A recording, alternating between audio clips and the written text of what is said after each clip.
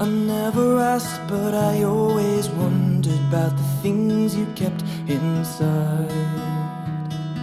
Well, I was waiting for something to reveal, but you chose to hide from me.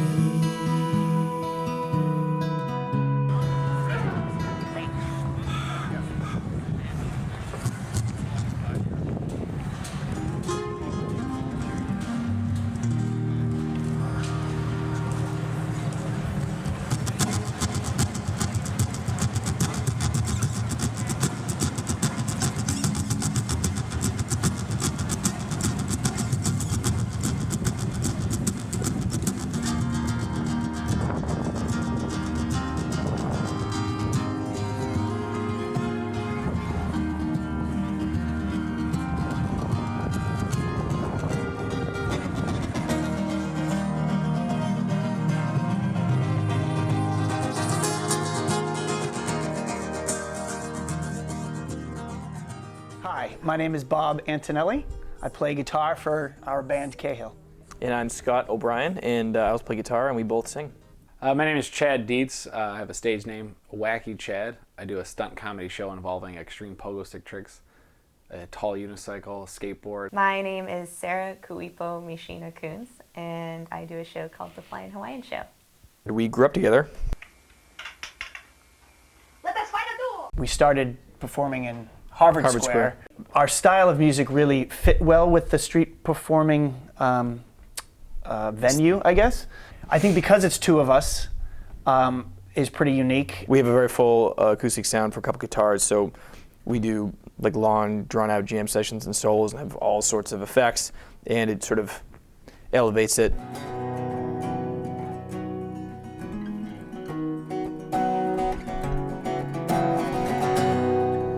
I found that secret chord. A lot of our sound focuses on and revolves around harmonies. You don't know what you don't know what you mean to me. Which I think is always an interesting thing to hear when you're walking down the street. Hey, are you serious? Break up.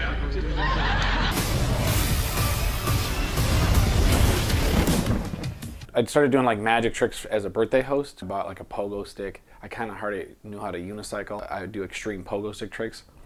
So it's like backflips on pogo stick, I jump over a car with it. I kind of have a lot of jokes in my show compared to a lot of street performers, I guess.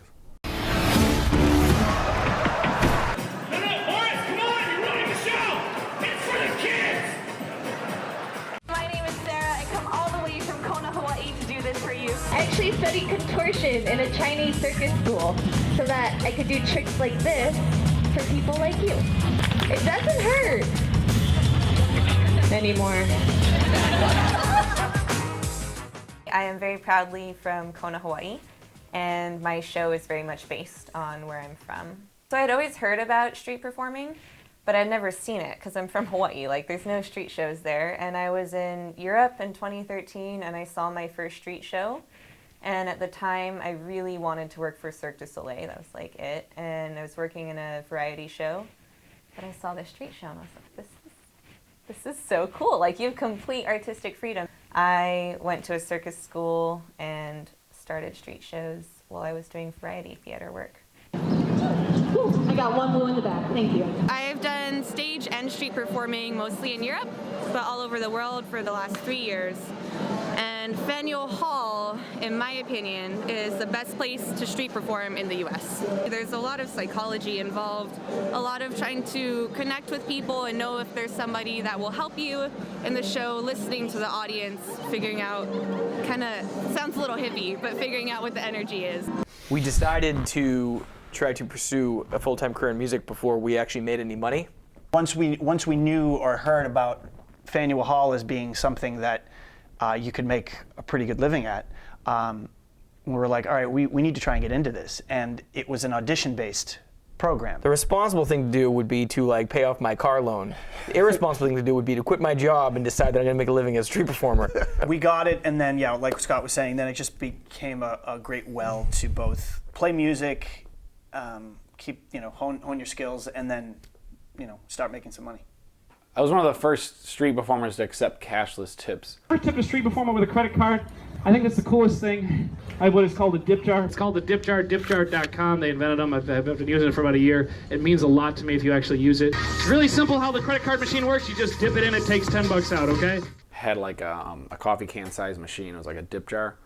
And I basically was like the guinea pig to see how it would work and how to put it in the show and demonstrate it. New device that they came out with. So as like a street performer, we're just trying to come up with how to get credit card tips. There's a lot of psychology, I guess, in it. So I was able to kind of figure out a way to really actually not make the 1 and 2 Venmo tips, but actually make like 40% where it was like normal. When I started, I was just like a super carefree early 20s, like traveling the world, not keeping track of my money at all, and just it's liquid, and over the years I learned that show business is a business, and I have to learn how to be a company and to run as a business to ensure myself and my projects to reach out to clients. I get to do whatever I want in my show, no matter how ridiculous, and I work when I want to work for the most part. It's still a job, but there's a lot of freedom with it. The prestige of Faneuil Hall was also a big help because people come there expecting to see street performing. It's one of the top street performing venues in the country. It's a business if you really approach it that way, because of the schedule and things that you can actually set up for yourself, and you can then put other things around it, and actually live a healthy music lifestyle. I would consider my show a business. I make my own websites, I make my own promo videos, and I would also say it's a very underrated business by people that don't know what it is. I'm selling a live experience for people that want to see it. Street performing can be a business. A lot of street performers with good shows who have been doing it for a long time are also doing state fairs and arts festivals. The most difficult artistic part of it is when you just get a bad crowd, people are really uninterested in what you're doing, and you're playing to no one, or you just can't seem to generate any sort of momentum, and you're just out there, you might as well be home.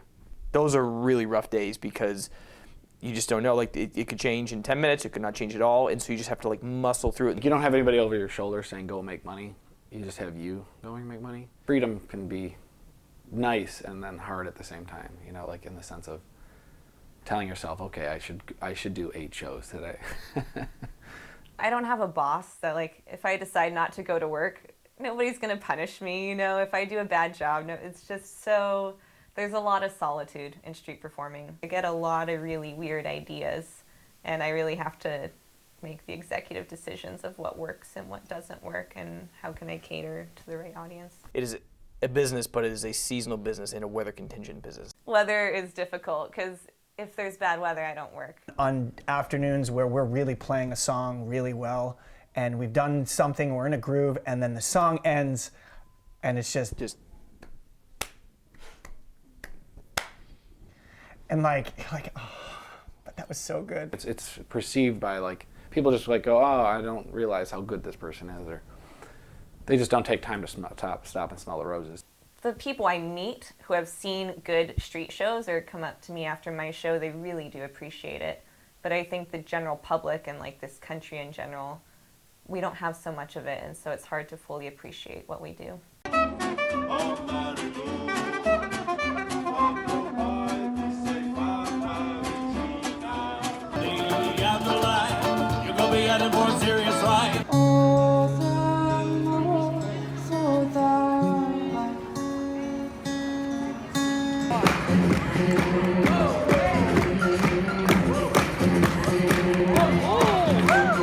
There's so many little tips and tricks that you can do to try and generate a little more cash. How are you asking for tips? What are you saying? For you.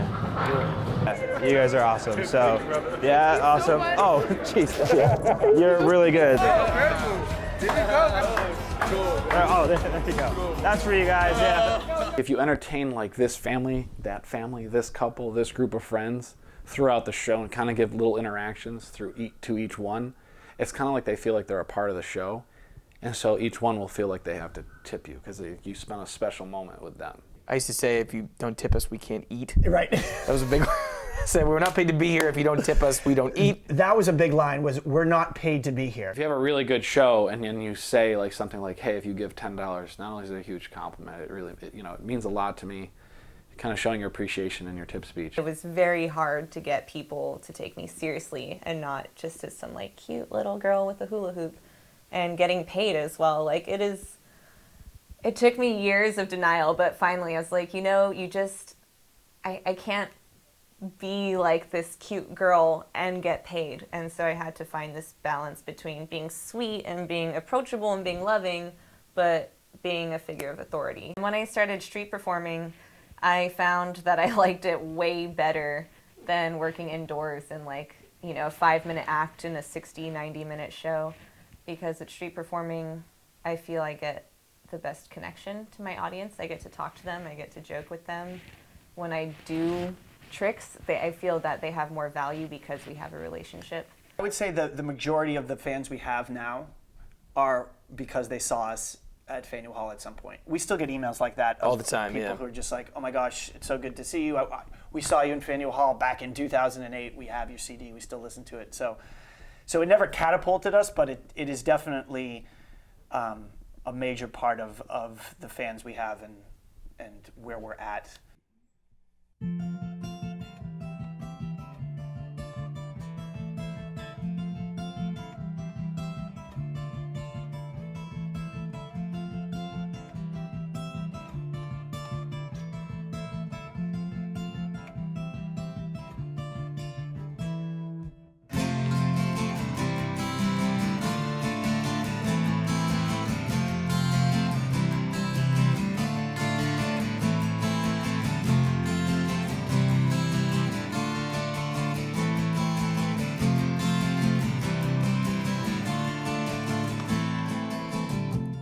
Take another L, you know that I want it. This can be the one that moves me forward. In another life, I'll have half the time, and I'll spend it wisely, renew my focus. Don't leave me broken hearted. Don't let the loneliness creep in. Don't leave me broken hearted. Know it all too well, like a person on jail cell. I'm older and I haven't touched my desire, and it tears me apart from the inside. And I'm older and I haven't run out of time, but it tears me apart from the inside. Take another M, you know that I want it. This can be the one where I fall to pieces in another life, and I'll have half the time.